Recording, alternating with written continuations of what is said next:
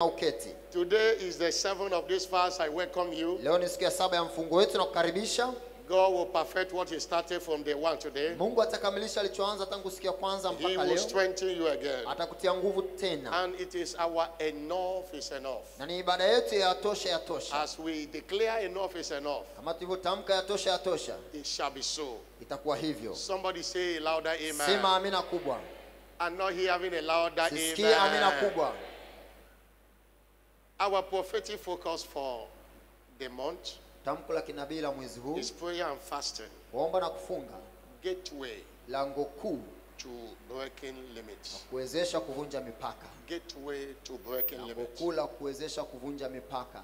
Gateway to breaking limits. Lango kuu la kuwezesha wewe kuvunja mipaka. How did Jesus break limits? Yesu aliwezaje kuvunja mipaka? It's through prayer and fasting. Ni kupitia kufunga na kuomba. Hallelujah. Hallelujah. And that's all I know. Ndio maana ninajua you shall break limit on every side. Utavunja mipaka pande zote. I'm not hearing a louder amen. Sisikie amina kubwa. Shout a breaking limit amen. Sema amina kuvunja mipaka. I'm not hearing a breaking limit amen. Sisikie amina kuvunja mipaka. In Luke chapter 4. Luka sura ya 4.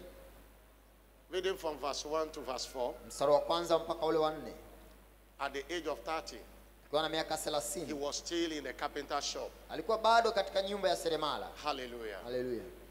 And this is a Christ that came with a purpose to save us from sin. Na huyu ndiye Kristo aliyekuja akiwa na kusudi la kutukomboa kutoka kwenye dhambi zetu. But he engaged in fasting. Lakini alijihusisha kwenye kufunga. Verse 2. Mstari wa 2. Before he was tempted. Kabla hajajaribiwa. In those days he did eat nothing. Nyakati hizo akula kitu. And when they were ended, he afterward hungry. Alipokuwa anamalizia mfungo akaanza kusikia njaa. Matthew chapter 4 is that rendered it. Luke didn't render it the way you understand it. Matthew chapter 4. Sura ya 4 imeandika vizuri unavyoweza kuelewa. Reading from verse 2. Kuanzia mstari wa 2. When he had fasted 40 days. Akafunga siku 40 and 40 nights. Mchana na usiku. He was hungry. Mwisho akaona njaa. He had already contacted power. Alikuwa tayari ameshapokea nguvu. Before the devil came to tempt him. Kabla shetani hajaja kumjaribu. Hallelujah. Hallelujah. I'm not hearing a bigger hallelujah. Sisikia hallelujah kubwa. In Luke chapter 4 verse 14. Luka 4:14. The Bible says when after the fasting he returned. Baada ule mfungo Biblia inasema in the power of the Spirit. Akarudi kwa nguvu za Roho. And in verse 18. Mstari wa 18. They delivered him a book to read, the Bible. Wakampatia kitabu yani Biblia asome. And he saw what was written concerning him. Akaona mahala palipoandikwa kuhusiana na yeye. He left the carpenter shop. Akaondoka kwenye lile duka la useremala. He told them that today verse 20. Today is, he closed the book and gave it again to them. Akafunga kile kitabu akamrudishia mtumishi wake akaketi. All eyes. Na macho yote. All eyes on him. Macho yote akamwelekea. You can't break limit this year if you don't take responsibility. Hauwezi kuvunja mipaka mwaka huu kama utachukua wajibu. We are fasting now, you are not fasting. Tunafunga sasa, wewe haufungi. Many are not fasting. Wengi hawafungi. Many are not praying. Wengi hawaombi. Hallelujah. Hallelujah. Please do this thing, it is for your benefit. Fanya vitu hivi ni kwa ajili ya faida yako. Your fasting will not benefit God or your neighbor, it will benefit you. Kufunga kwako kutamnufaisha Mungu wala jirani yako kutamnufaisha wewe. Specific benefit. Mfungo una faida binafsi maalum. Both in your health, in your spiritual life. Kwa afya yako na katika maisha yako. Is it not the fast that I have chosen? Je, si saumu niliyoiagiza? Isaiah 58 verse 6. Isaya 58:6. When I have chosen this fast, napochagua mfungo huu, I will be empowered. Nitakuwa ninatoa nguvu. To loose the band of wickedness. Kufungua vifungo vya uovu. Wickedness, the Bible says we are of God. Bila sisi ni wa Mungu. But the whole world lies in wickedness. Lakini ulimwengu wote wakaa kwa ule mwovu. You need to be empowered. Unahitaji kuvikwa nguvu. To loose the band of wickedness. Ili kufungua vifungo vya uovu. To undo the heavy burdens. Ili kutua mizigo mizito. There are burdens here and there. Kuna mizigo hapa na pale. That when you fast you will be empowered. Unapofunga unavikwa uweza. And to let the oppressed go free. Na kuweza kuachilia wale walioteswa waende huru. As you fast. Unapofunga. You will be empowered to break every yoke. Unawezeshwa kuvunja kila nira. Every yoke. Kila nira. No matter the name. Haijalishi jina la hiyo nira. Somebody shout hallelujah. Sema hallelujah. As we are told in the One Night with the King, Kama tulivyoambiwa katika ule the siku moja na mfalme. primary purpose of fasting is empowerment. Lengo la msingi la kufunga ni kutiwa nguvu. Hallelujah. Hallelujah. When we fast and stand in altar of prayer, Tunapofunga na kusimama katika madhabahu ya and in maombi searching the word, na kuchunguza because the word maandiko, of God is so full of power. kwa sababu neno la Mungu limejaa nguvu. Romans chapter 1 verse 16. Warumi 1:16. The apostle said, I am not Mtume ashamed of the anasema, gospel of sione Christ. aibu injili For ya it Kristo. is the power unto Maana ni salvation. nguvu iletayo You wokovu. are praying. Unaomba, One thing, when you are fasting, you are not eating. unapofunga hauli, But that gives you time for spiritual food. lakini hiyo inakupa muda wa kula chakula cha kiroho. If you are eating spiritual food, you will not be hungry. Kama unakula chakula cha kiroho hutokuwa na njaa. And that is the word of God. Na hilo chakula cha kiroho ni neno la Loading in the Mungu. word of God with power. Neno la Mungu lina nguvu. It's not a matter of I'm fasting. Sio swala la kusema ninafunga. Two things that's important in fasting. Fanya yale mambo ya muhimu yanayohitajika Among kwenye others, kufunga. prayer and searching the scriptures. Na vya Studying the muhimu ni word of God. kuomba na kuchunguza maandiko. And that's why the Bible says, as you fast, your light shall break forth. Biblia inasema unapokuwa ukifunga nuru yako itatokeza mara. Your light, verse 9. Mstari Your wa 9. light shall break forth. Nuru yako itatokeza mara. As in the morning. Kama And asubuhi. when your light break forth, Na nuru yako your inapotokeza, health, afya yako shall spring forth speedily. afya yako nayo itatokea. Because outbreak of light Kwa sababu nuru inapotokea will always destroy sicknesses and diseases. itaharibu magonjwa na madhaifu. Remember, he sent his word. Kumbuka And the word ulituma healed neno them. lake na neno likawaponya. If you are sick, Kama wewe ni mgonjwa, search for the word. chunguza neno. Proverbs chapter 4 verse 20. Mithali 4:28. My son, Mwanangu, attend to my word. Sikiliza neno langu. Incline your eye unto my saying. Tazama macho yako Let kwa them not maneno depart yangu. from thy eyes. Zisiondoke Keep them in machoni the midst pako. of thy heart. For they are life unto those that find them. Yaweke kwenye moyo And wako. health. Maana ni Anytime I quote this uhai scripture, I kwa remember one wazipatazo translation. na afya kwa I mwili remember wako one wote. translation I read it. They say it is medicine to your body. Yaani hiyo neno la Mungu ni dawa ya mwili But wako. it is when the light breaks forth. Lakini pale unapopata That's why nuru, your fasting profit you.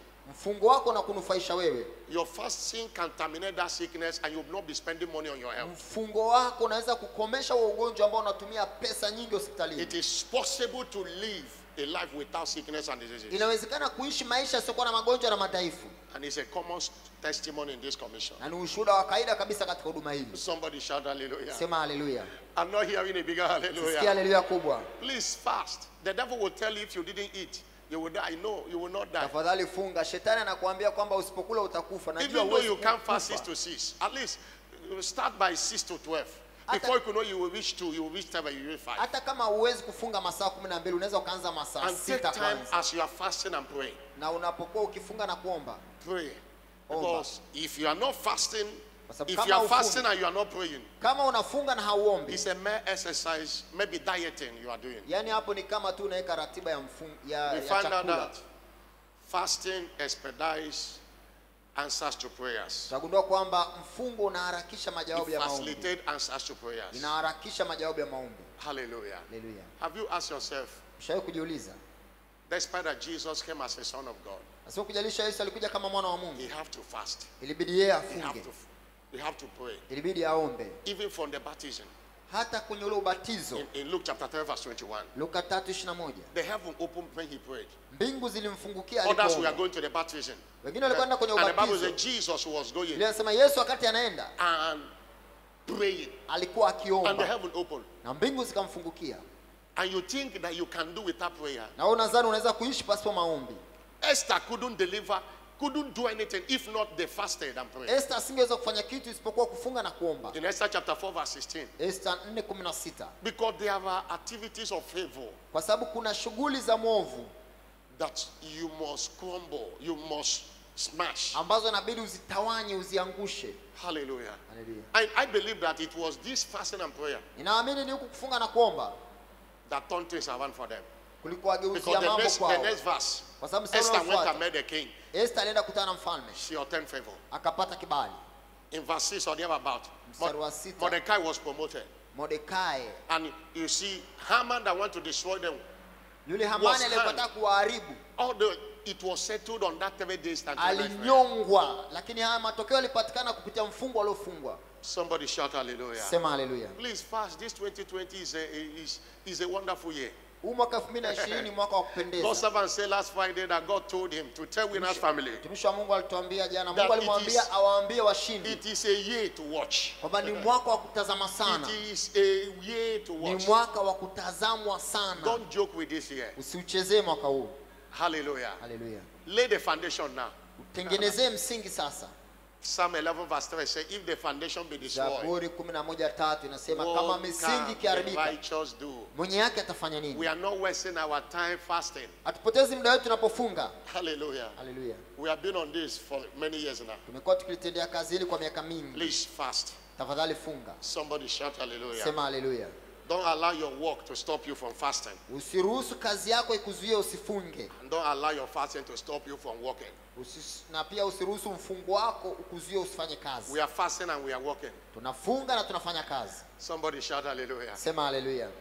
I'm not hearing a bigger hallelujah. Sisikia hallelujah kubwa.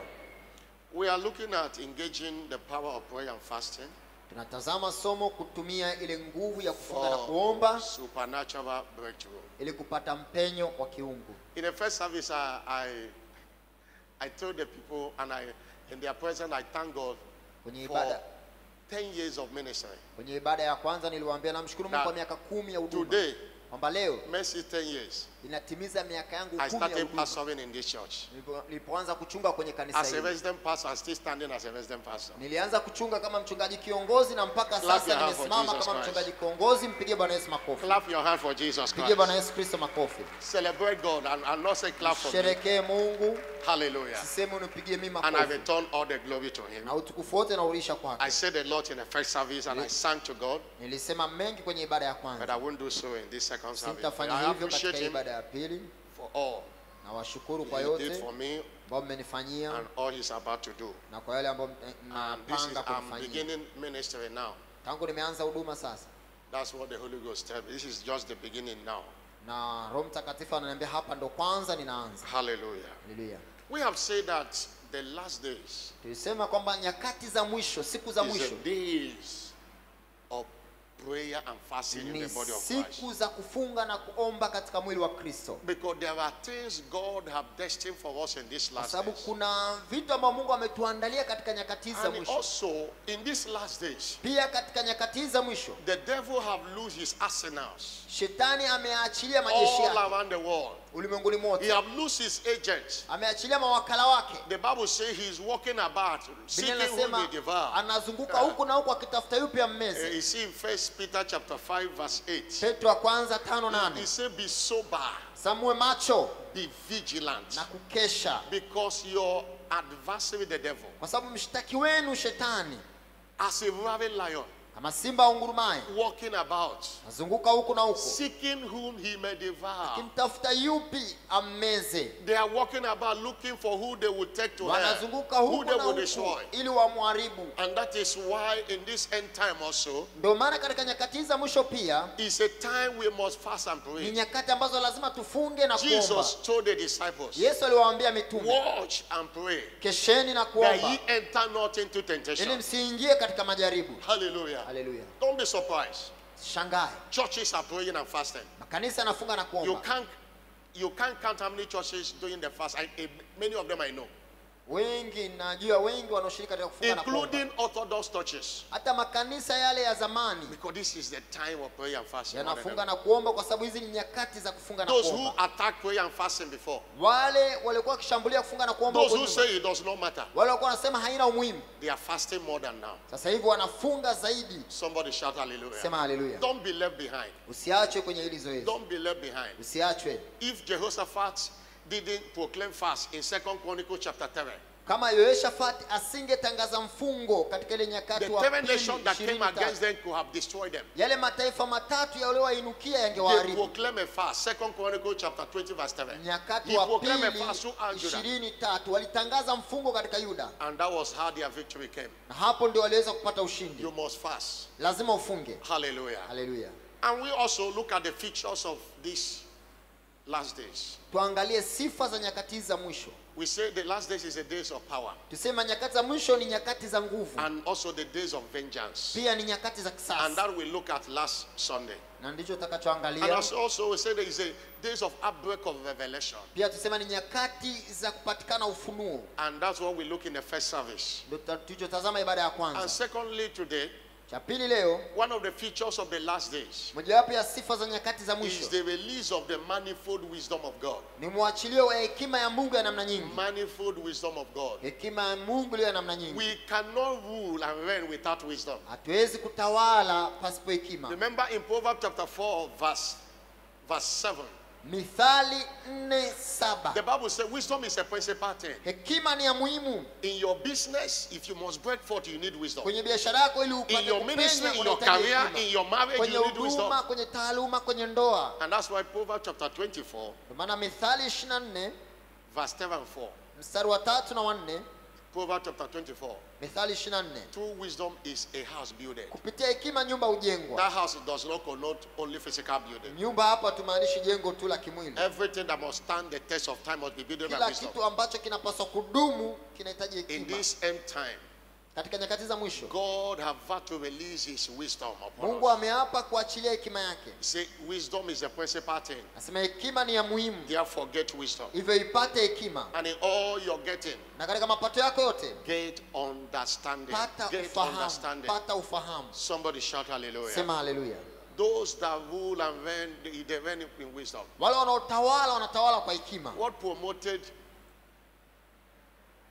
Joseph was wisdom. Kilichomuinua Yusufu ilikuwa ni hekima. For Joseph to break limits, ili Yusufu aweze kuvunja mipaka, it was wisdom. ni hekima. God's servant said God told him Mwisho wa Mungu asa Mungu that alimwambia 2020 is going to be a kind of Joseph order of year. mwaka 2020 utakuwa ni mwaka wa namna ya Yusufu, mwaka wa mwachilio. It was wisdom. Ilikuwa ni hekima. Pharaoh said to Joseph, Farao akamwambia Yusufu, can we find a man such as this in whom the Holy Ghost are? tupate wapi mtu wa namna hii aliyejaa roho wa Mungu? And because of this wisdom in your life, ni kwa sababu ya hekima hii ndani ya maisha yako, you'll be in charge of this. nitakuweka wewe msimamizi wa Only in the hili. throne will I be greater than you. Pale kwenye kiti cha enzi tu ndo nitakuwa mkuu But you kuliko are in wewe. charge. Lakini wewe utakuwa It msimamizi. was wisdom Hekima ndiyo ilimwezesha that hivyo. promoted him. Iliyomuinua Yusufu. I like the way Psalm 105 put it. Zaburi ya 107 inaelezea He vizuri said, na until the napenda. time his word came, Hata wakati neno lake the lilipomjia. word of God tried him. Verse 19. Mstari wa Psalm 105 verse 19. 19. Mstari wa And 19. the king sent and loosed him. Verse 20. Ndipo mfalme akatuma na kumfungua. Even the ruler of the people and let him go free. Hata mkuu wa watu wake He wakamwachia. made him a lord of his house Akamfanya kuwa bwana wa and nyumba the yake. ruler of all his substance. Awe na amri juu ya mali zake To bind zote. the princes as his pleasure. Awafunge masheki wake To kama teach apendavyo. his senators Na wisdom. kuwafundisha wazee wake hekima. Daniel is another example. Danieli ni mfano A mwingine. man that broke forth on every side. Mtu aliyepenya pande He zote. broke limit on every side. Alivunja mipaka pande Despite being zote. in a strange land. Pasipokuwa katika nchi ya ugeni, pasipo kujalisha alikuwa kwenye nchi ya By ugeni. the release of manifold wisdom of God. Lakini kwa mwachilio wa hekima ya Mungu ya pande nyingi. The story has it that he was relevant for 65 years in Babylon. Alikuwa na umuhimu kwa miaka 65 years. kwa miaka 65 alikuwa na umuhimu From kule one king Babiloni. to another, from one president to another. Anabadilika rais huyu anakuja mwingine, lakini bado anaonekana ni wa muhimu Because of the wisdom at work. kwa sababu ya hekima itendayo kazi. In Daniel ndani chapter yake. 5 verse 11. Danieli When a 5:11. new king arose, Mfalme mpya alipoinuka, the queen told the new king, when there was a challenge, yule malikia alimwambia He mfalme said, palipokuwa na changamoto, there is a man in thy kingdom kuna mtu katika ufalme wako in whom is the spirit of the Holy Ghost. ambaye Roho Mtakatifu yuko ndani yake. And in the days of thy father, Na katika nyakati za baba yako, light and understanding and wisdom, hekima, ufahamu like the wisdom of the gods. kama ufahamu wa miungu. We are talking about divine wisdom Tunazungumzia hekima ya that you kiungu cannot learn in any school. ambayo huwezi kuipata Harvard shuleni. school cannot teach you this wisdom. Kile chuo cha Harvard hakiwezi kufundisha hii hekima. It is given by God. Ni hekima He unaipata said kutoka kwa Mungu. the wisdom operational in the life of Daniel was like the one of the Holy Ghost. Hekima ilikuwa inatenda kazi katika maisha ya Danieli, inasemekana Put back. ni hekima ile ilikuwa ndani ya Roho Mtakatifu. Put back that scripture. Rudisha liandiko. The kind that no one can explain. Hekima ambayo hakuna mtu anaweza kuielezea. He said, like the wisdom of Holy God Hasa ni was kama found in him, hekima ya Roho Mtakatifu in inaonekana whom the ndani king yake. Nebuchadnezzar, thy father, the king. Ambaye Nebukadneza I baba say, yako. thy father, you know who your father is. Baba yako unajua For na your baba father yako to make this man the head of magicians, ili baba yako amfanye huyu kwa you kiongozi should wa know waganga. that the wisdom operational in his Ujue life kwamba hekima inatenda kazi ndani ya maisha yake. cannot be gotten anywhere. Na hekima hiyo haiwezi kupatikana He was popote. made a master of the magicians, Alifanywa astrologers. kuwa mkuu wa waganga So wachawi, say he was the master. Wakaldayo na wanajimu. Somebody shout hallelujah. Sema haleluya. That is, you cannot break limit in your career without wisdom. Ni kwamba hauwezi kuvunja mipaka kwenye taaluma yako pasipo The hekima. world is looking for wise men and women Dunia inatafuta watu wenye hekima that will take the world by storm. ambao wataichukua dunia kwa dhoruba. Hallelujah. Haleluya. The wisdom of God. Hekima ya Mungu. Praise the Lord. Bwana asifiwe. But this wisdom Lakini from hekima above hii is facilitated by prayer and fasting. inapatikana kwa haraka kupitia kufunga na kuomba. Okay, look at the example of Daniel. Tutazame mfano wa He Danieli. has the wisdom. Ana hekima. But he was a man of fasting and Lakini prayer. alikuwa ni mtu wa kufunga na kuomba. In Daniel chapter 10, Danieli sura ile ya 10. let's read from verse 1. Tuanzie mstari ule wa kwanza. In the third year of Cyrus, king of Katika mwaka wa Persia, 3 wa Koreshi mfalme wa a Wajemi, thing was revealed unto Daniel. jambo whose lilifunuliwa kwa name Danieli katika was called ndoto. Belshazzar. And the thing was true. Jambo hilo lilikuwa la But the kweli, time appointed was long. lakini muda uliokusudiwa He ulikuwa understood the thing hujafika. and had understanding of the vision. Alilielewa lile jambo, alielewa yale maono And he said, Danieli. in those days, Sasa katika siku zile, I, Daniel, was mourning mimi Danieli niliomboleza, that he was fasting. maana yake alikuwa akifunga na Check it in kuomba. another translation. He was fasting 3 full weeks. That is 21 days fasting. Katika tafsiri nyingine alikuwa akifunga kwa siku Verse 21, 7. majuma matatu. Verse 7. Mstari wa 3. I ate no pleasant bread. Sikula chakula kitamu, Neither came flesh or wine in my wala mouth. nyama wala divai, Neither did I anoint myself at all. wala sikujipaka mafuta Till- matakatifu, 3 full weeks we are fulfilled. hata majuma matatu kamili yalipotimia. And in the 4 and 20 days of the first month, Na siku ya 24 as ya I mwezi, was by the side of the great river, which is nilipokuwa kando ya ule mto mkubwa Hiddekel, uitwa Hidekeli, and I lifted up my eyes, na and liinua macho yangu behold, nikatazama, a certain man clothed in linen, kumbe mtu whose aliyevikwa nguo loins za were kitani, guided viuno vyake with a vimefungwa fine gold dhahabu of safi Uzia. ya ufazi. his body was like Mwili wake of the pia ulikuwa The kama first like appearance zabaradi of lightning. safi, na uso wake mfano wa umeme. doing his fasting. He have to, the presence of God, the angel appeared to him. Katika ule mfungo wake malaika akamtokea. Verse 7. Mstari wa 7. And I, Daniel, saw the vision alone. Nami Danieli nikaona maono yale peke yangu, The men that were with me maana wale waliokuwa pamoja saw nami not the vision. hawakuyaona yale maono. Maybe they didn't fast Labda together. wao hawakufunga ndio maana. Hallelujah. Haleluya. And verse 8. Mstari wa 8. And therefore I was left alone. Basi nikaachwa peke And yangu, I saw this great vision. nikaona maono haya makubwa, And there remained no strength in me. wala hazikubaki nguvu ndani For yangu, my comeliness was turned in me into corruption. maana uzuri wangu And I uligeuzwa retained ndani no yangu strength. kwa uharibifu, wala sikuwa na nguvu tena. And yet heard I a voice of his Walakini word. nilisikia sauti ya maneno yake. And when I heard the voice of his word, Niliposikia sauti ya maneno yake, then was I in a deep sleep on my ndipo face, nikashikwa na usingizi and my mzito, face towards the na ground. uso wangu ukaelekea nchi. And behold, a hand touched me. Na tazama, mkono This ukanigusa. is experience of 21 days fasting and Huu prayer. ni uzoefu In the life of utakaopata katika siku 21 za God. And kufunga na set me kuomba. on my knees Ukaniweka juu ya and magoti yangu upon the palms of my hand, na vitanga vya mikono yangu, and say unto me, O Daniel, akaniambia, Danieli, a man greatly beloved, mtu upendaye sana, understand the words that I speak unto yafahamu thee, maneno nikuambiayo, and understand upright, and ukasimame stand upright. ukasimame kiwima For wima, unto thee am I now sent. I'm maana sent. kwako mimi nimetumwa sasa. And when you have spoken the word unto me, Na aliponiambia neno hili, I stood trembling. nilisimama nikatetemeka. And he said unto me, Ndipo akaniambia, fear not, usiogope Daniel, Danieli, for the first day that thou didst set thy heart tangu to siku ya kwanza understand, ulipotia moyo wako ufahamu na kunyenyekeza mbele za Mungu, testing thyself before the Lord, mbele za Mungu, thy words were heard. maneno yako And yalisikiwa, I have come for thy words. nami nimekuja kwa ajili ya maneno yako. But the prince of Persia, Lakini mkuu wa ufalme wa but the Jemi, prince of the kingdom of Persia mkuu wa withstood me, ufalme wa Jemi alinipinga 120 days. siku hizi 21. Lo, Michael, one of the chief Bali priests, tazama, Mikaeli mmoja wapo hao wakuu came to help me, akaja and I kunisaidia, remained there with the kings of nami Persia. nimemwacha huko akiwa na mfalme wa See Jemi. experience of Daniel. Ona uzoefu He aliopata Danieli. didn't get the vision just by wishing. Hakuyapata ya maono kwa kutamani tu, He was a man of prayer and alikuwa fasting. ni mtu wa kufunga na kuomba. You are not the 21 day fast is not new. Siku 21 za kufunga sio mpya. Daniel fasted 21 days. Danieli alifunga siku 21. Somebody shout hallelujah. Sema haleluya. I'm not hearing a bigger Sisikia hallelujah. haleluya kubwa. See Apostle Paul. Muone mtume Paulo. He's another man that operated in the Ni mtu mwingine pia aliyetembea katika hekima ya Mungu. That even Peter acknowledged the wisdom at work in Paul. Hata Petro naye alitambua ile hekima iliyotenda kazi ndani ya Paulo. 2 Peter chapter 3 verse 15. Petro wa pili 3:15. 2 Peter chapter 3 verse 15. Petro wa pili 3:15. Account that the long suffering of our Lord Jesus. Nanyi mhesabu uvumilivu wa Bwana wetu. Even our beloved brother Paul. Kama vile ndugu yetu mpenzi Paulo, the wisdom given unto him, ambaye sana hekima aliyopewa, have written unto you, amewaandikia. Verse 16. That also that in all his epistles, vile vile kama katika nyaraka zake zote speaking in them of these things, akitoa humo habari za mambo hayo, in which are some things hard to understand. Katika nyaraka hizo yamo mambo magumu kuyaelewa. It was Peter that was speaking that the wisdom coming from Paul. Ni Petro alikuwa anaongea kwamba hekima itokayo kwa Paulo. Most of the people who are not learned cannot understand it. Watu wengi ambao sio wasomi hawawezi kuielewa. He said that wisdom was given to him. Hekima hiyo aliyopewa. But see the testimony of Apostle Paul. Lakini tazama ushuhuda sasa wa mtume Paulo. 2 Corinthians chapter 11 verse 27. Wa Korintho wa pili 11:27. Is fasting often. Moja wapo ya vitu anasema katika kufunga mara nyingi. In weariness, in painfulness, it was telling all the story of. Alikuwa anatuambia habari yake katika taabu, katika masumbufu, in fasting often, katika kukesha, katika kufunga mara nyingi. This wisdom, hekima hii, can be accessed unaweza kuipata on the altar of prayer and fasting.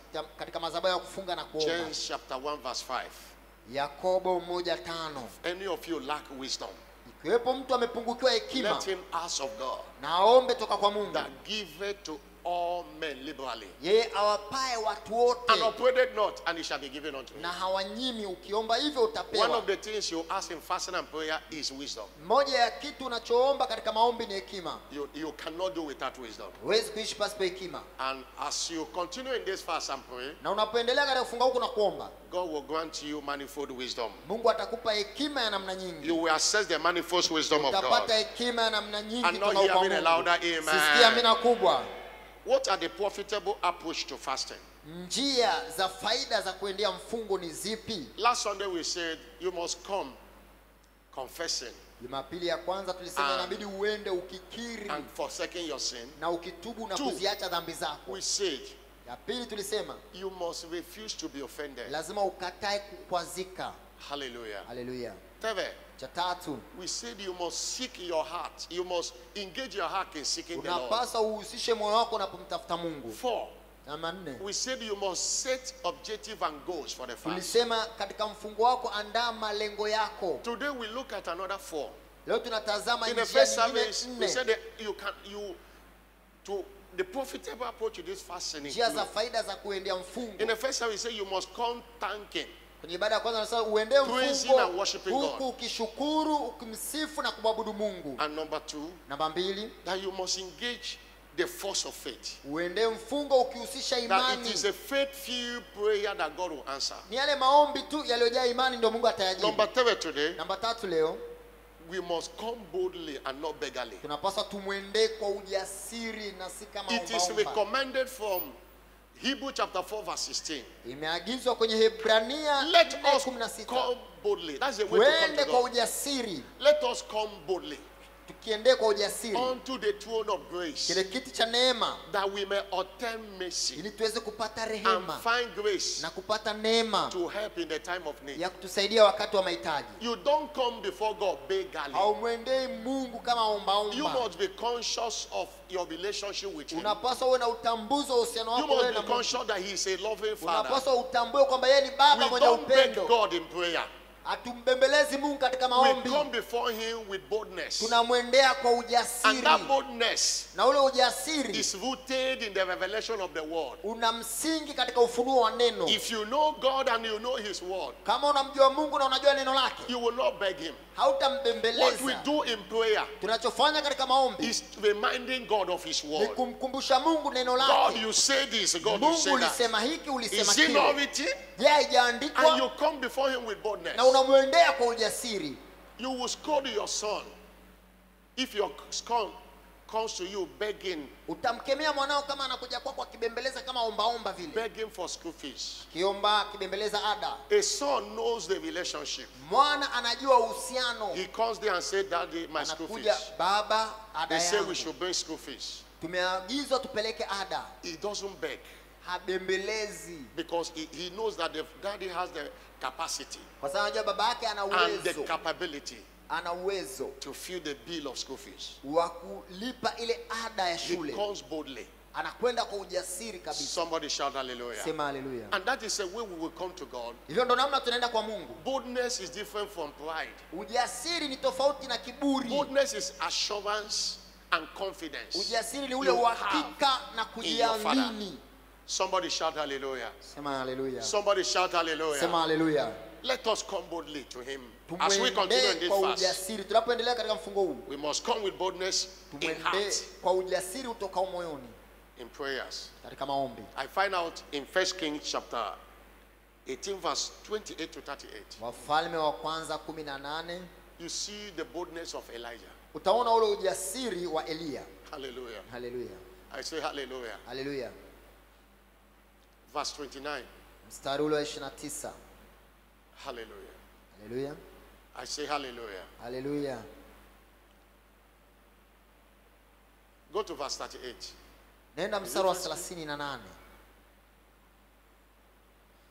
The boldness of Elijah Ujasiri when there wa was a Eliya. contest with the prophet of Baal. Alipokuwa akishindana na manabii wa Baali. See what he said. Ona alichosema. Can you go to verse 35? Twende 35. mstari ule wa That 35. was when he told them to put water. Alipowaambia One waweke water. maji. And the thing was filled with water. Na ile madhabahu And ikajazwa verse maji. 36. Mstari It came to wa pass. 36 ikawa Elijah the prophet came near and said, Eliya Lord nabii God, akakaribia akasema, of "Ee Bwana, Abraham, Isaac, and Mungu wa Jacob, Ibrahimu, Isaka na let Israeli, it be known this day ijulikane leo that thou art God in heaven, ya kwamba in ndiye Israel, Mungu that mbinguni I am your servant, na mimi ni mtumishi wako, that I have done all these things at thy word. na ya kuwa nimeyafanya mambo haya kwa neno lako. Hear me, O Lord, hear me, Unisikie Bwana, that these unisikie, people may know that thou art the Lord God, ili watu hao wajue ya kuwa wewe ndiye that thou Bwana, have not turned their heart back again." na ndio umegeuza mioyo yao And the wakurudie. fire fell. Ndipo moto wa Bwana ukashuka. Another time he told Ahab Wakati mwingine alimwambia Ahabu that there won't be rain here according to my word. kwamba That's what he said, according to his hakutakuwepo own word. mvua kwa neno langu, And God honored. It was na bold. Mungu akaheshimu. Ni ule ujasiri, He was so confident. alikuwa anajiamini. That's the way God wants us to approach him heaven. Ndio namna Mungu anataka Approach tumwendee him in katika prayers. maombi na katika Somebody mfungo. shout hallelujah. Sema haleluya. In Proverbs chapter 28 verse 1, Mithali 28:1. one of the things you must pray. Moja ya kitu ambacho lazima uombe. Proverbs chapter 28 verse 1. Mithali 28:1. You need boldness in life. Oh. Unahitaji ujasiri katika maisha. He say the righteous is as bold as a lion. Wenye haki ni wajasiri kama simba. One of the things I asked God when I started ministry was boldness. Moja ya kitu nilichomwomba Mungu atinianza huduma ni ujasiri. Because my first posting, Kwa sababu kituo changu cha there kwanza was already crisis there. kulikuwa tayari kuna machafuko. Boko Haram is already disturbing a far Boko Haram northeast, Bauchi state. alikuwa tayari wanaharibu lile eneo That kule kaskazini mwa when I Nigeria. was given a letter from Abuja to go to Bauchi, Nilipopewa barua kutoka Abuja niende huko, the first attempt I couldn't reach. I parked my things somewhere because there was coffee there. You can't move a certain time. hatua because ya of kwanza crisis. sikuweza kufika kwenye eneo hilo, ilibidi nifikie mahala kwanza kwa sababu kulikuwa kumechafuka machafuko makubwa huko. Hallelujah. Hallelujah. Many people say go and tell them, let them change the post. I didn't Watu I wengi didn't go. wakaniambia nirudi, nikawaambia wanibadilishe kituo, sikurudi. Hallelujah. Hallelujah. And it was in that land God destroyed life in my life. We have been doing service one day. Tulikuwa tumeandaa ibada siku moja. A very prominent community leader came to us, said there is an information now. Kiongozi mmoja wa juu alikuja akaniletea They taarifa are coming to attack us. kwamba wanakuja kutushambulia. That was a breakthrough night. Ile ilikuwa ni usiku wa mpenyo. To manage information was another thing. Because everybody will run away. Kustahimili ile taarifa, na nikaona nikitangaza kila mtu atakimbia. With that boldness. Kwa pasipo ujasiri. Hallelujah. Hallelujah. We overcome. We overcame. Tuliweza kushinda. One day they burned all the churches around us and left our own. Siku moja walichoma makanisa mengine yote yanayotuzunguka Is wakaacha that kanisa letu. place fear die in my life? Kupitia hilo eneo ndo hofu ilikufa katika maisha Fear yangu. died in my life. Hofu ilikufa katika maisha yangu. Hallelujah. Hallelujah. Somebody shout a bigger hallelujah. Sema hallelujah. Somebody shout a bigger hallelujah. Sema hallelujah kubwa. The righteous is as bold as a lion. Mwenye haki ni jasiri kama simba. God's servant say you need a lion heart to get your lion share. Tumishi wa Mungu asema unahitaji kuwa na moyo wa simba kupata Be bold, fungu be kutoka bold. kwa simba. Kuwa jasiri. In Acts chapter 14 verse 7. Matendo The Bible says 14:3. the apostles were speaking boldly. Mitume walikuwa wakinena kwa In the Lord. ujasiri. And the Lord gave testimony unto the word of the grace and granted signs and Na wonders. Bwana akalishuhudia lile neno la neema, akajalia ishara na ajabu zifanyike. Don't come before him beggarly. Come before. Usimwendee kama unabembeleza. Number 4. Namba 4. Profitable approach to this fasting. Njia za faida za kuendea mfungo. We must engage in kingdom advancement promotion prayers. Lazima tujihusishe katika maombi ya kusogeza mbele ufalme wa Mungu. The reason for fast is not just for yourself, Sababu ya kufunga sio kwa ajili yako tu but wewe, for thy kingdom come. lakini kwa ajili ya ufalme wa Mungu uje. Jesus told them, Yesu aliwaambia Matthew chapter 6, Mathayo 6, he said when you want to pray, sasa mnapotaka verse kuomba, 9, pray this way. Our Father who art in ombeni heaven, namna hii: hallowed be Baba thy yetu name. uliyoko mbinguni, Thy kingdom come. Verse ufalme 10. wako uje. Thy kingdom come. Ufalme wako uje. Thy will be done in the in the earth. Mapenzi As yako it is in yatimizwe heaven. hapa duniani kama uko mbinguni. Please stop praying for only yourself in fasting. Tafadhali acha kujiombea tu wewe mwenyewe katika Pray mfungo. for the kingdom. Ombea ufalme pia. Praying for the kingdom is a prayer that answered every other prayer. Ombea ufalme ni ombi linalojibu maombi mengine yote. Pray for the kingdom. Ombea ufalme. Pray for salvation of souls. Ombea kwa ajili ya wokovu wa nafsi. Praying for your neighbor is Ombea part of majirani praying for the zako. kingdom. Praying for the nation is part of praying for the kingdom. Kuombea taifa ni sehemu ya kuombea ufalme. Praying for ingathering of multitudes to the church. Kuombea kusanyika kwa makundi kanisani. God does not want any soul to perish. Mungu hataki nafsi yote He iharibike. wants everyone to come to repentance. Anataka kila mmoja afikie toba. Somebody shout hallelujah. Sema haleluya. You are saved to be a channel of bringing others to Christ. Umeokolewa ili uwe njia ya kuwaleta wengine kwa Kristo. Many covenant fathers today. Wengi mababa wa kiagano leo. Every time praying, what are they praying? Not for bread and butter. Kila wakati wanachoomba wao hawaombi mkate na siagi. Hallelujah. Hallelujah. If they pray for themselves is for empowerment. Kama wanajiombea wenyewe hao mababa wa And kiagano what ni is that? kutua nguvu. Empowerment to serve the people. Na ni kutua nguvu ili kuwatumikia Direction to watu. lead the people. Uongozi ili waongoze You watu. hear God's servant say, I've never prayed for car. Msikia mtumishi wa Mungu sasa sijawahi kuliombea kupata I gari. can't fast. I can't pray. Siwezi kufunga na kuomba. I can't fast now. What I'm praying is for car. What I'm Siwezi praying is kufunga for na clothes. kuomba eti What I'm naombea praying is gari. for house. No. Au naombea nyumba, hapana. Matthew 6 verse 33. Mathayo Seek ye first the 6:33. kingdom of God Tafuteni kwanza ufalme wa Mungu and his righteousness. na haki yake yote. You know, you see in verse 32. Mstari wa 32. Verse 32. Verse 32. Verse 32. Mstari wa He 32. said, after all these things, Maana ya mambo yote those Gentiles seek. mataifa huyatafuta. Verse 31. Mstari wa 31. Verse 31. He said, therefore, take no thought, Sumbuke saying, basi mkiwaza, what shall we eat? kisema tule nini au tunywe And what nini? shall we drink? Au tuvae nini? Where with that shall we be clothed? Au tuvae nini? After these things, Maana mambo haya do the Gentiles seek. mataifa huyatafuta. For your heavenly Father Kwa sababu Baba yenu wa mbinguni knoweth that you have need of all these things. anajua kwamba mnahitaji mambo haya But yote. seek ye first Lakini utafuteni the kwanza kingdom of God ufalme wa Mungu and his righteousness. na haki yake. All these clothes, Na haya yote, car, nguo, gari, money, pesa, shall be added unto you. tazidishiwa. Hallelujah. Haleluya. Somebody shout a bigger Sema hallelujah. haleluya.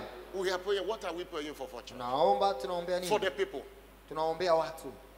Midnight, Usiku, afternoon, mchana, every time. kila wakati. And those things you are not praying for, you are not lacking them. Na yale mambo ambayo huyaombi unakuwa huyakosi.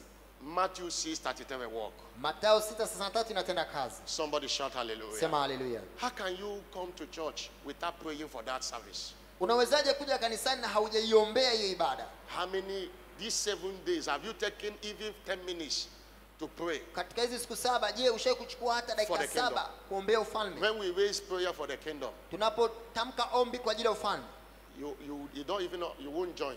wala hata ujiungi kuomba. Your mind will be somewhere. Akili yako inakuwa mbali. But when it's personal supplication, Lakini pale wakati wa maombi binafsi, you will lie down flat on it. utalala kabisa You chini will kneel down. sakafuni. Utalala The kabisa. seriousness of personal supplication. Namna unavyomaanisha katika maombi binafsi. Extend it to praying for the kingdom.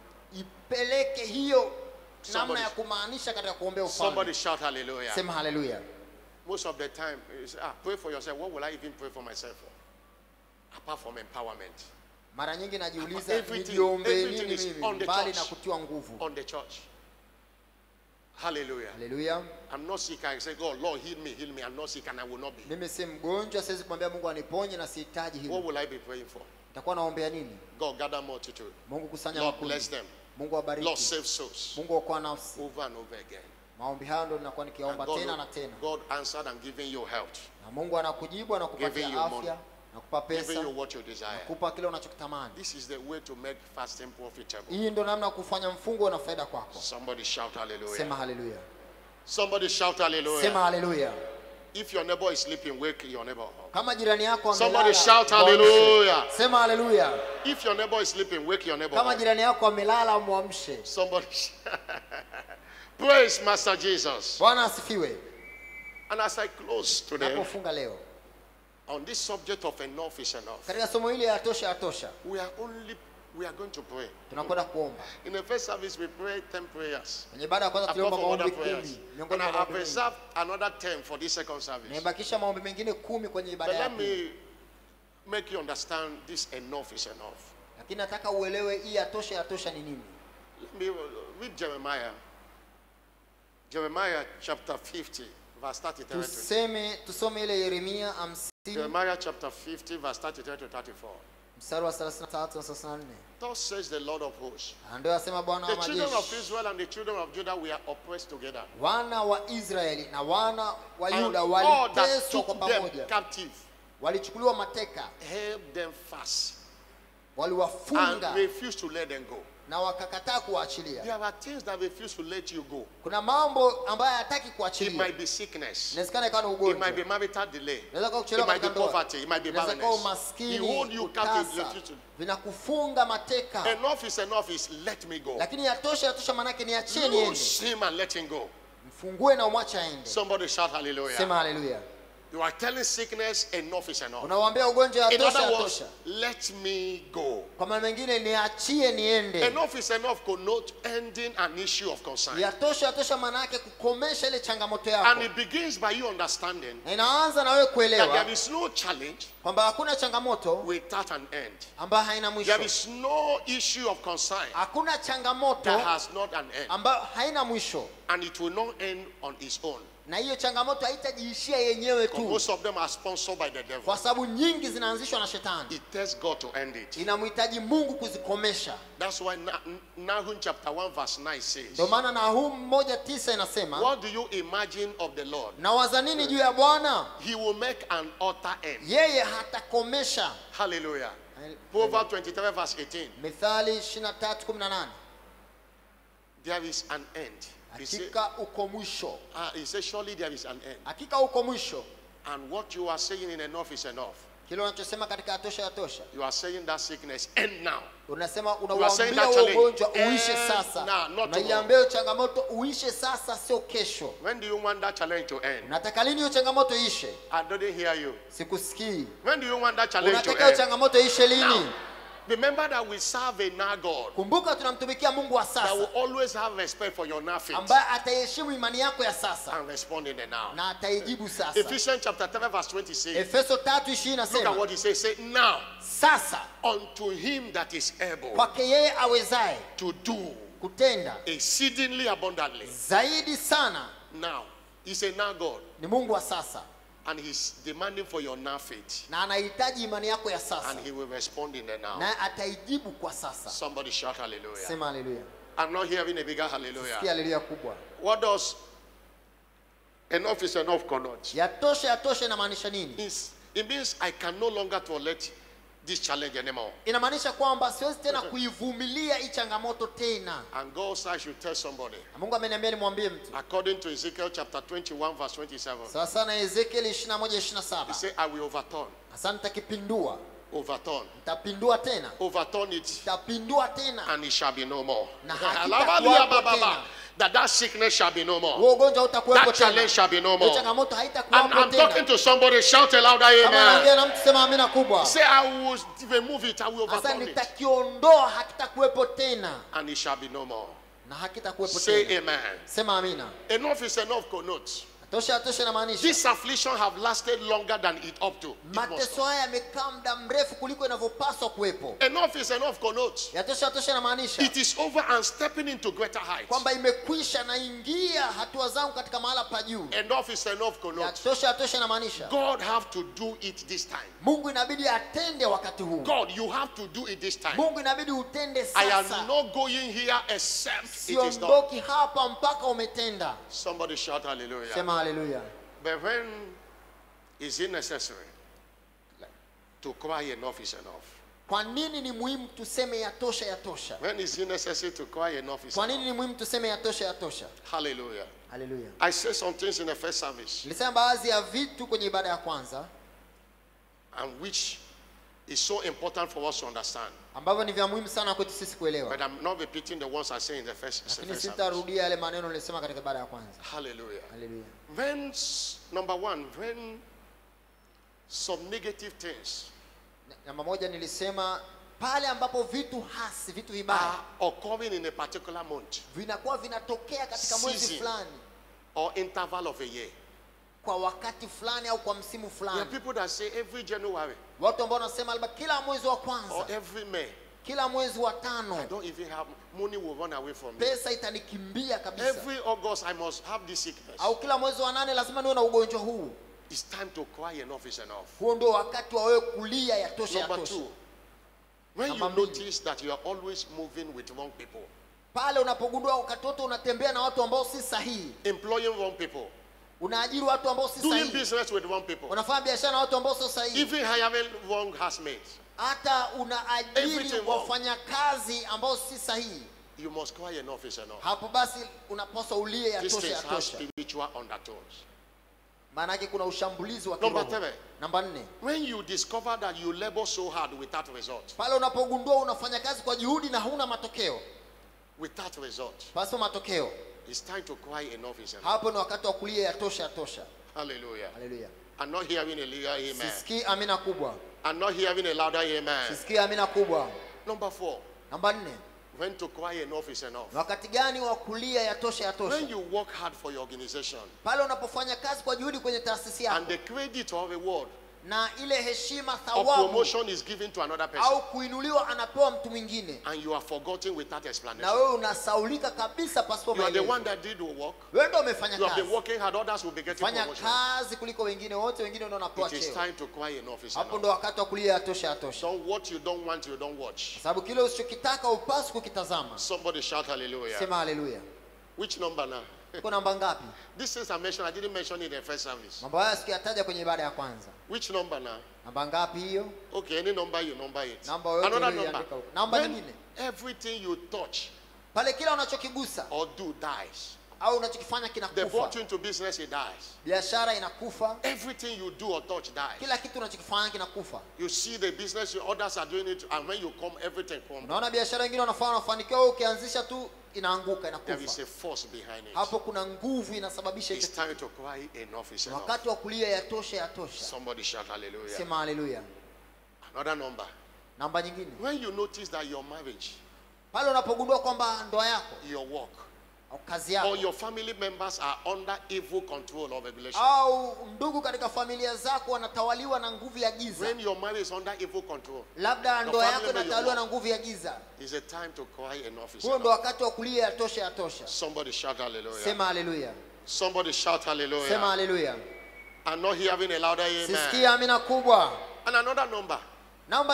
When you truly make money, but you can't account for spending. No visible achievement. You are making money many years. Others that even you are making less than you. Wengine wanatengeneza pesa kidogo kuliko hata wewe. Can talk about houses they have built. Lakini wao wanaongelea nyumba walizojenga. Can talk about investment. Wanaongelea hazina, uwekezaji waliofanya. Lakini wewe huwezi kuelezea pesa yako imetumikaje. It is time to cry enough is enough. Huo ni wakati wa kulia yatosha yatosha. Somebody shout hallelujah. Sema hallelujah. I'm not hearing a bigger hallelujah. Sikia hallelujah kubwa.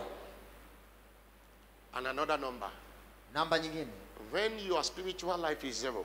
Pale maisha yako ya kiroho yanapokuwa sifuri. No more joy of salvation. Hakuna furaha ya wokovu. You are on the fast lane to hell. Uko karibu kabisa na kuzimu. Huo ndo wakati wa kulia yatosha yatosha. The devil target our spiritual life. Shetani analenga maisha yetu ya kiroho. You used to be excited going to church. Ulikuwa unafurahia kuja kanisani. You excited praying and studying the word. Ulikuwa unafurahia kuomba na kusoma neno. But those things does not excite you anymore. Lakini mambo haya yakufurahishi tena. The devil have crumbled your spiritual life. Shetani tayari ameminya ile maisha yako ya kiroho. It's time to cry enough is enough. Na wakati wa kulia yatosha yatosha. Hallelujah. Hallelujah. I'm not hearing a bigger hallelujah. Sikia hallelujah kubwa. I'm not hearing a bigger hallelujah. Sikia hallelujah kubwa. And another number, when you have stayed too long in a school of hopelessness. Namba nyingine ni pale unapokuwa umekaa katika kwa muda mrefu kwenye hali ya kukosa tumaini. You must cry yourself hali ya kupigika. Hapo lazima ulie yatosha yatosha. Until you cry, you cannot be out. Unajua usipolia huwezi kutoka kwenye hiyo hali. Until you cry. When a child is in the dish, in a pit. Mtoto anapokuwa katika shimo. The cry of that child is what will attract the attention of people. Kile kilio cha ule mtoto ndio kitawavuta watu. Hallelujah. Hallelujah. Blind Bartimaeus cried. Bartimaeus alilia. Jesus passed him. He didn't. I don't know whether Jesus saw him. Yesu alipita sio kama alimuona. Yesu alimpita. He didn't look at his direction. Hakutazama alipo yule kipofu. And they told him it was Jesus of Nazareth. Lakini wakamwambia anayepita ni Yesu wa Nazareti. He cried. Akalia. Jesus, that son of David. Yesu mwana wa Daudi. Have mercy on me. Unirehemu. Until you cry, you will not be out. Usipolia huwezi kutoka. His cry delivered him from blindness. Kilio chake ndio kilimtoa Bartimaeus kutoka kwenye upofu. You need to cry out today. Unahitaji kulia leo. God's servant say what you don't want, you don't watch. Mwisho wa Mungu asema usichokitaka usikitazame. And what you don't resist have the power to remain. Usichokizuia kina nguvu ya kubaki. Stand up on your feet. Simama kwa miguu yako. Somebody bless, shout a louder amen. Mbarikiwa sema amina kubwa. Somebody bless, shout a louder amen. Mbarikiwa sema amina kubwa. Stand up on your feet and thank him for his word. Simama kwa miguu yako mshukuru kwa neno lake. Oh lebusha katalaba liende lebra katalaba. Eshua kiatakabala abalianda la brakatelia balaba. Elanda lande lande landolondolo boliaba. Everybody pray in the Holy Ghost. Pray in the Holy Ghost now. Nena kwa lugha, nena kwa lugha. Pray in the Holy Ghost. Pray in the Holy Ghost. Oh, yakata, lekuta, leba, ndolobo shiala, keto, shiakalaba, alaba baba, sheke teke tebia, alaba leba kateke tolo boshialaba, ayilanda la brakateliaba, eleba baba, la brakiatakatalaba, obreka teka telia, eshuaka baba, libalia baba liaba, andala boshialaba, liandele boshialaba, ayala baba, shakate katoliaba, Elaba baba libalaba lebaliba kateke tolo boshiaba eliaba balaba laba laba solobo laba leba eleba leba leba leba leba leba leba leba eleba leba leba laba kataka toko teketo eketeke toko takata baba ebranda leba endele kato andelia esua anda la braka la balia esua ande esua lando baliba ebrakuti anda la brakuti esia ele anda la balia e yala baba shuli baba la bali anda la ba ayala baba liba la ba liba leba shuluba e kateka tu la ba liba shuli anda la ba ayala ba la ba leba shuli anda la ba lia ala baba la bali andolo boshi ala ba. Thank you, Jesus. Thank you, Jesus. Before I lead you in these prayers, kabla sijakuongoza kwenye maombi haya, if you are here you are not born again, kama uko hapa na hujaokoka, I want you to surrender to Jesus now. Nataka utoe maisha yako kwa Kristo. Because I want your prayer to be heard. Sasa nataka maombi yako yasikiwe. John chapter 9 verse 31. Yohana 9:31. And we know that God heareth not sinners. Najua kama Mungu hawasikii wenye dhambi. And if anyone is a worshipper of God, kama kweli wewe ni mwabudu wa Mungu, and doeth his will, unayafanya mapenzi yake. Put that scripture. I saw something now. If anyone is a worshipper of God, kama mtu huyo humcha Mungu au humwabudu Mungu. John 9 verse 31. Yohana 9:31. That also shows us the importance of worship. Inatuonyesha umuhimu wa kuabudu. In prayer, I say, But if a man is a worshipper of God, kama mtu ni mcha Mungu, ni muabudu Mungu, do what his will, na uyafanya mapenzi yake, him he heareth. Mungu msikia huyo. But why I brought this scripture is the A part of it. We know that God heareth not sinners. Nimelisoma ile andiko ili tutazame sehemu ya kwanza. Sasa tunajua kwamba Mungu hawasikii wenye dhambi. Somebody shout hallelujah. Sema hallelujah. I want you to join us and pray. Tuungane tuombe. And I want your prayer to be heard. Lakini nataka maombi yako yaweze kusikiwa. But one thing you must do is to surrender. Kitu cha kwanza cha muhimu unapaswa kufanya ni kusalimisha maisha yako kwa Kristo. Under the sound of my voice. Uko hapa unaisikia sauti yangu. You have been born again. But because of pressures of life you step out of righteousness. Uliokoka lakini kwa sababu ya changamoto za maisha ukarudi nyuma, ukatoka kwenye maisha ya haki. The solution is to return. I will pray for you. Jawabu ni wewe kurudi ili nikuombee. Or you are here, you have not given your life to Jesus. Au uko hapa hujatoa maisha yako kabisa kwa Kristo. Come, let me pray for you. Njoo nikuombee. Wherever you are, put your hand on your chest. Popote ulipo, weka mkono wako kifuani. Let me pray for you. Put your hand on your chest. Unataka kuokoka, weka mkono wako kifuani. Two set of people, put your hand on your chest. Wewe ambao uliokoka karudi nyuma, weka mkono wako kifuani. To Jesus. Unataka kuokoka kwa maisha kwa Kristo. Ama unataka kutoa kwa upya maisha kwa Kristo. Put your hand on your chest. Weka mkono wako kifuani. And come forward, let me pray for you. Njoo mbele nikuombee. Come forward, let me pray for you. Njoo mbele nikuombee. Come, let me pray for you. Unataka kuokoka, njoo mbele. In this circumstance, anyone at a place, come, let me pray for you. Unataka kuokoka. You put your hand on your chest, come, let me pray. Uliokoka rudi nyuma, njoo mbele. Jesus is calling you, come. Weka mkono kifuani, njoo mbele. Take that step of faith now. Take that step of faith. Unataka kuokoka, njoo mbele. I'm waiting for you. Come. Ninakusubiri wewe, njoo. We are still waiting for you. Take that step and come. Tunakusubiri wewe, unataka kuokoka.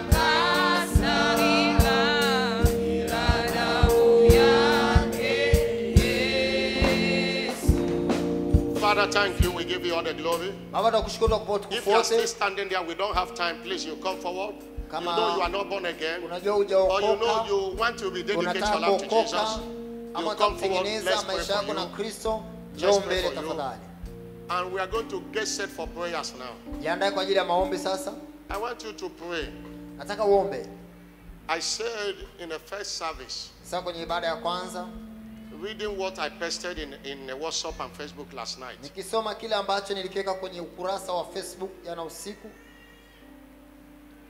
That if you must make it in life,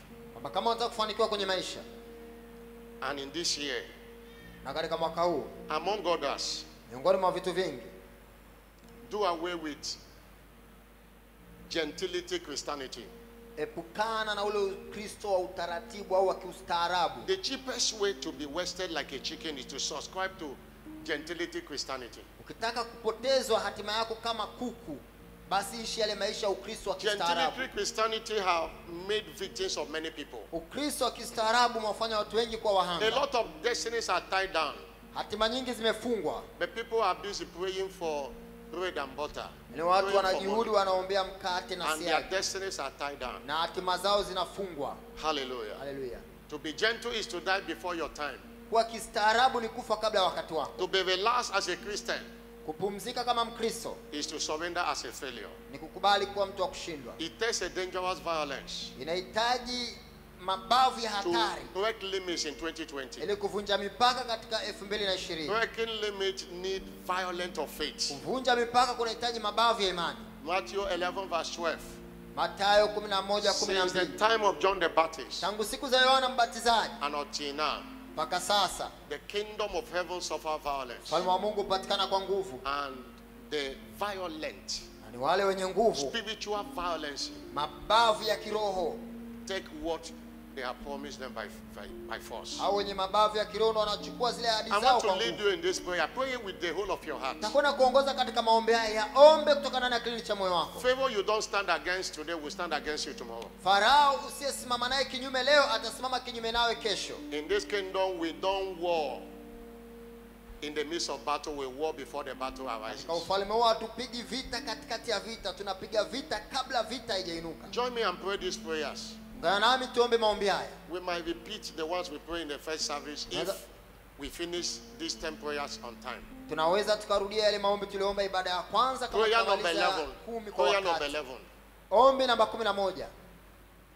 Declare with me. Say, Father, tamka pamoja nami, sema I Baba, command all or no evil forces naamuru nguvu zote zisizotambulika za kishetani organize against my breaking limit order of testimony this year zinazojipanga kuzuia ushuhuda wangu wa kuvunja mipaka mwaka to huu be scattered now. zitawanyike sasa. Declare it again. Father, Sema Baba, I command all or no evil forces ninaamuru nguvu zote organize against my breaking limit order of testimony this year zinazojipanga kinyume na to be ushuhuda wangu wa kuvunja scattered mipaka mwaka now. huu zitawanyike Lift up sasa. your voice and pray. Inua sauti yako Lift uombe. up your voice and pray. Inua sauti yako uombe. I command all or no evil forces Naamuru nguvu zote za organize kishetani against my breaking limit order of testimony kinyume na ushuhuda wangu wa kuvunja scattered mipaka now in the name of Jesus. tawanyike The katika jina Bible la says, Yesu. surely they will gather Inasema and not by me. watakusanyika. Whosoever shall gather for my sake shall scatter. Zitatawanyika. Lift up your voice and pray. Inua sauti yako na Lift up uombe. your voice and pray. If there is a man to pray, there is a God to Kama answer. kuna mtu wa kuomba Pray ili kwa Mungu violently. Oh, shakatakatala baleba. Oh, bakate sholiba liba. Alababa shikata liaba la liaba baba. Oli baliba kateketo lobo shiala balaba.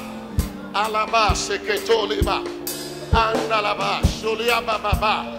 Every known and unknown evil forces organized by the devil against my broken limit order of testimony. Scatter in the name of Jesus. Scatter in the name of Jesus. Scatter in the name of Jesus. Scatter in the name of Jesus. Scatter in the name of Jesus. Scatter in the name of Jesus. Scatter in the name of Jesus. Scatter in the name of Jesus. Scatter in the name of Jesus.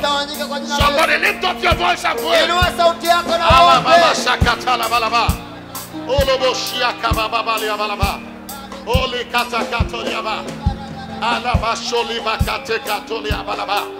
Alaba shoketa li balaba. Eliba kate ketono boshi la balaba. Oh yakaba baba baba baba. Lekete kato kate laba. Eli ababa sheketono bo. Ebwa kata katelia baba sholobolia. Alaba shekata laba. In the name of Jesus Christ.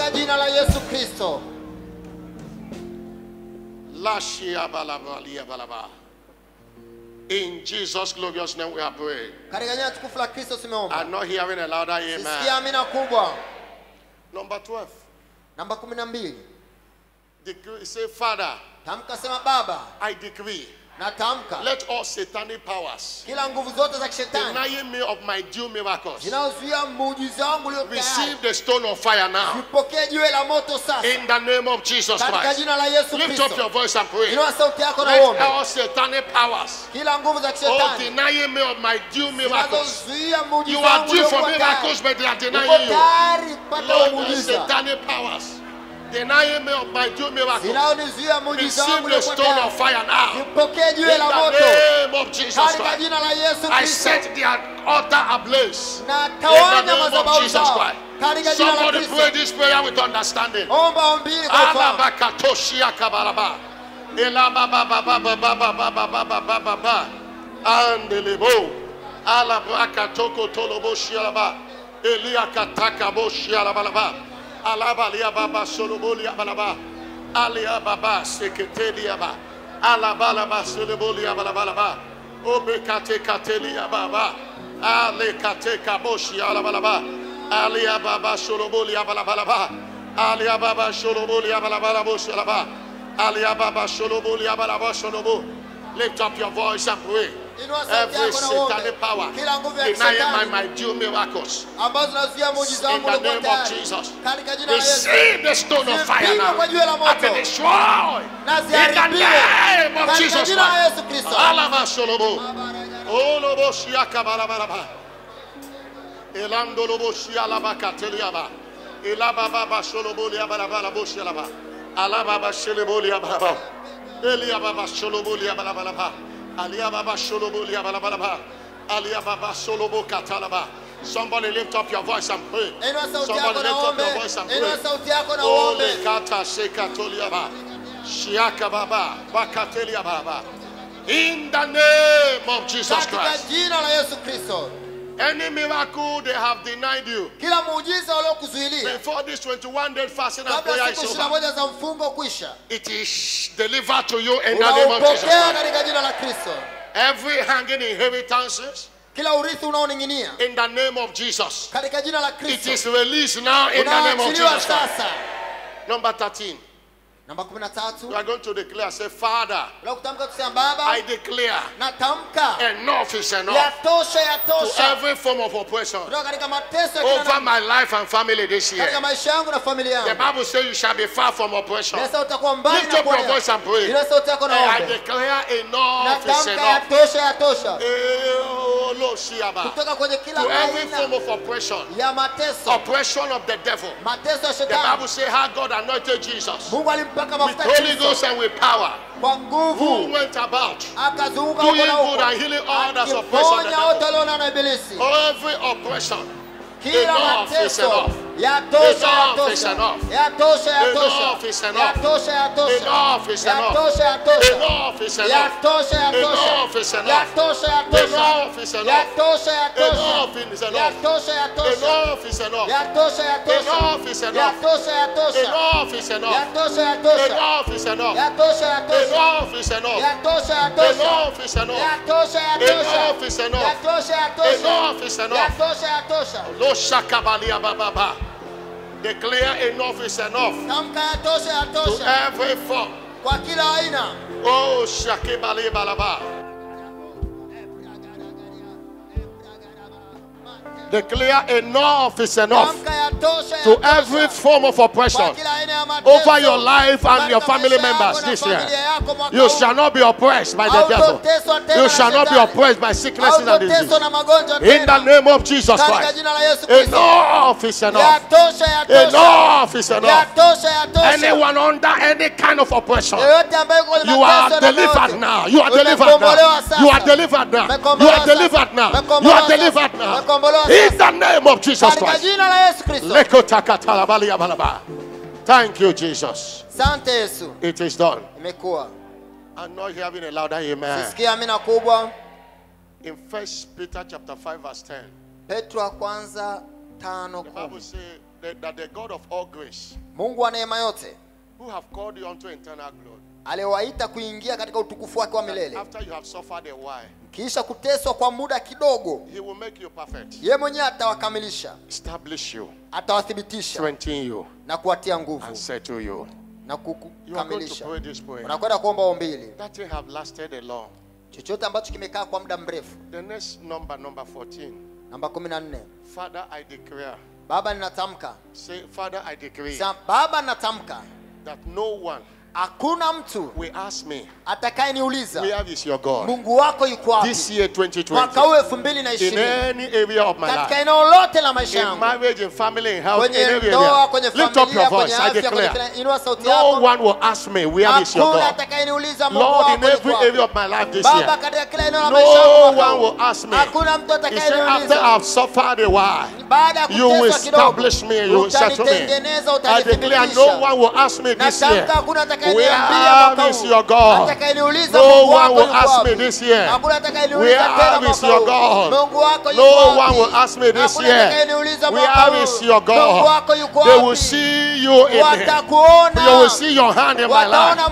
I declare, no one will ask me this year, where is your God? Lift up your voice and pray. Lift up your voice and pray. Lift up your voice and pray. I declare, no one will ask me, where is your God?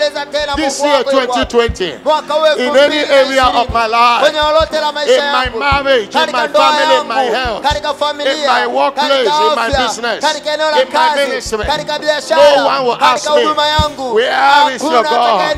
No one will ask me, where is your God?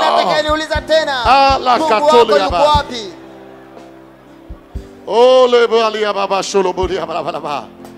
Alaba sheke toka teki atalaba. Alaba sholobo katoka tolia balaba. Elea baba sholobo lia baba balia balaba lia bushelaba. Alia baba shelia baba balia balaba bushela balaba. Alaba sholiaba. Thank you, Jesus. In Jesus' glorious name. As you have decreed, no one will ask you this year, where is your God?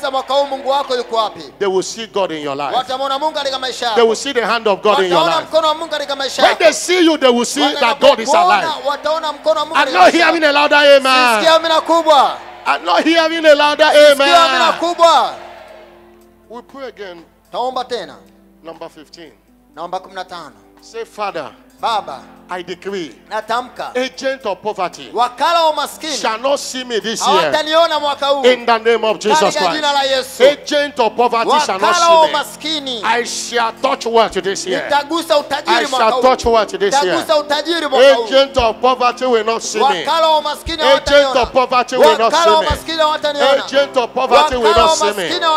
Lord, I shall not lack this year. In the name of Jesus Christ. Every cause of poverty is broken in the life of anyone. Every cause of poverty is broken. Every cause of poverty is broken. Every cause of poverty is broken. Every cause of poverty is broken. Every cause of poverty is broken. Every cause of poverty is broken. Every cause of poverty is broken.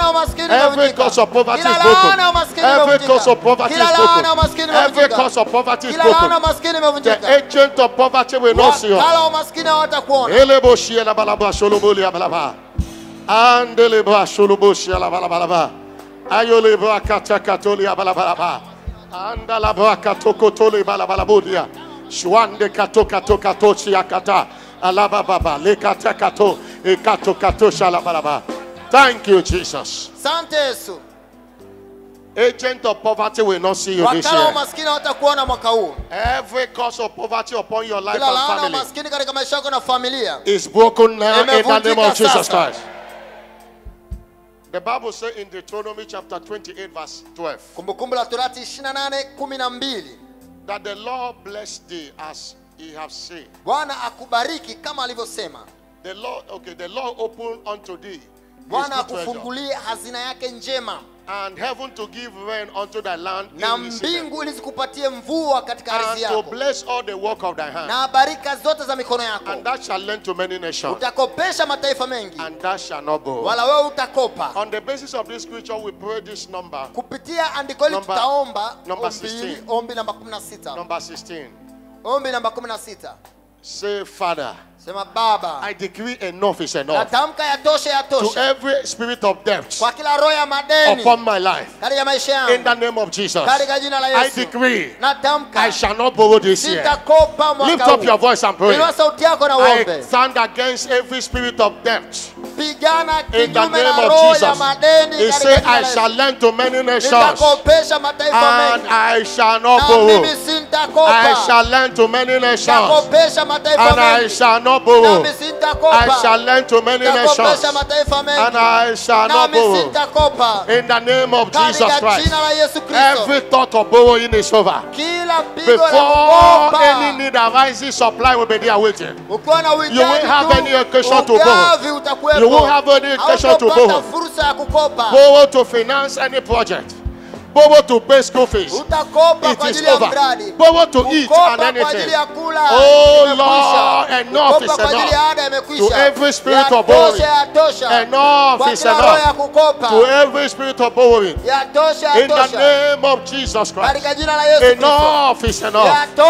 In the name of Jesus Christ, enough is enough. To every spirit of borrowing. Oh, thank you, Jesus. In Jesus' glorious name. Somebody shout a louder amen. Number 17. Declare, we say, Father, I decree enough is enough to every kind of family crisis and turbulence in my life this year. Lift up your voice and pray. Enough is enough to every form of family crisis in the name of Jesus Christ. And turbulence in your family, in your life is over today. Any marriage facing any challenge, enough is enough. Any married on the verge of divorce, enough is enough. Any family, no peace. Turbulence, enough is enough. Enough is enough. Enough is enough. Enough is enough. Enough is enough. Lift up your voice and pray. Lift up your voice and pray. Lift up your voice and pray. In the name of Jesus Christ. Oh, lekete shulia baba. Ala baba sheketo katala balaba. Aliande lebo alaboshi alabalabuli balaba. Oh, loboshi alabakatoke talaba. Ala baba sholebali balaba. Ala baba sheketo libalaba. Ala baba lebala bakato loboshi alaba. Lando loboshi baba. Andaleboshi alabalabali balaba. Thank you, Jesus. In Jesus' glorious name. Somebody shout a louder amen. I know you are not tired of praying. Because God is not tired of answering you. And number 18, remaining 7 now. Say, Father, I break every covenant of marriage failure and late marriage in my life, in the life of any member of the winner's family, in the name of Jesus Christ. Lift up your voice and pray. It might not concern you, but pray for any member of the winner's family. Lord, we stand against every covenant of marriage failure, every covenant of late marriage in any life here, in the name of Jesus. Any member of this commission, Lord, in this nation facing a challenge of late marriage, that covenant is broken. That covenant is broken. That covenant is broken. That covenant is broken. That covenant is broken. In the name of Jesus Christ. Oh, lekete katolia balaba. Alaba leketolia shiwakia talaba. Late marriage in our families, Lord, is broken. In the name of Jesus. We declare marriages this year. Lord, starting from this, February, Lord, marriages. Lord, the kind we have never seen before. Let there be commotion of marriages in Winners family.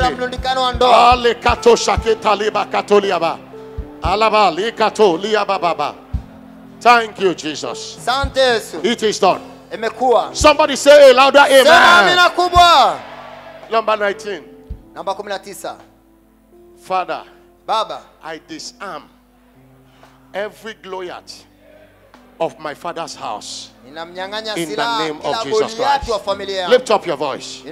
Every witch doctor, every wicked man in your father's house, everyone present at Goliath, we disarm their power, we disarm them, we disarm them, we disarm them, we disarm them, we disarm them, we disarm them. Andalaboshia, Elebo Shekatoba Liba, Obela Balabaka Teke Toko Tolobo, Andelebo Shia Kataketa Liaba, Obela Baba, Lebalia Baba Liba, Obelande Ketoka Toka Teliaba, Shuakia Takaba Baba Liba Liba, Ebaleba Katoko Telia Balaba, Aleba Katoke Toke Tolia, Shuande Kaba, Baliba Liba Labulia, Elaba Baba Sholobulia Balabalabosha Laba, Alia Baba Sholobulia Balabalaba, Aliandele Boshia Labalabulia Balabalaba, Alia Baba Sholobulia Balaba Sholobulia Balaba, Alababa Sholobulia Balaba Sholobulia Balabalaba, Alababa Sholobulia Balaba Sholobulia Balaba, Alababa Sholobulia Balaba Busha Labalaba, Alia Baba Sholobulia Balaba Sholobulia Balabalaba, Alababa Sholobu, Eli Balaba Liba Sholobulia Balabalabushia Labalaba, Alia Baba Sholobulia Balaba Sholobu, Eliandele Sholobulia Balaba, Ayalaba Katole Balaba. Thank you, Jesus. The same way God disarmed Goliath and David used a small stone. Everyone in your father had stand like a Goliath. They are down now in the name of Jesus Christ. And finally, you declare this to yourself. Number 20.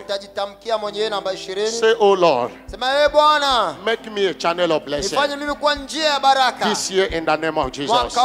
Lift up your voice and pray. Make me a channel of blessing. Make me a channel of blessing this year.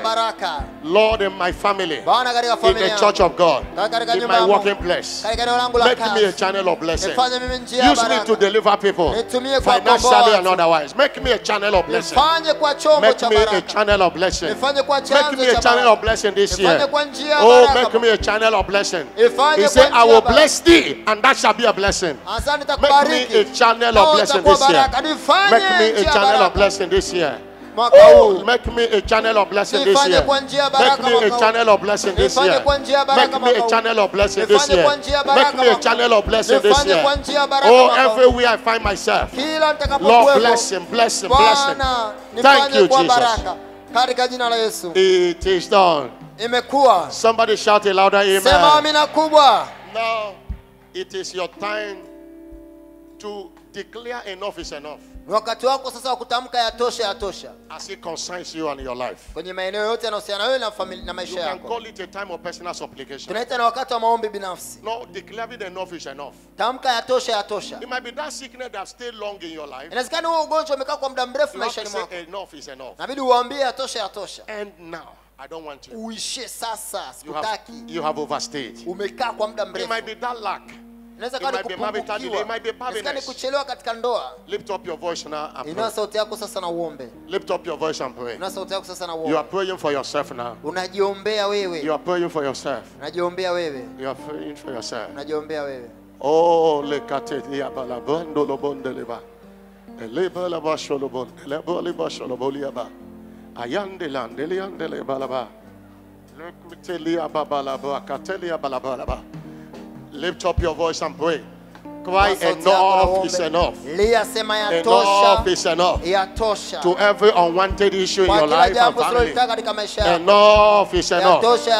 Enough is enough. Enough is enough. Enough is enough. Enough is enough.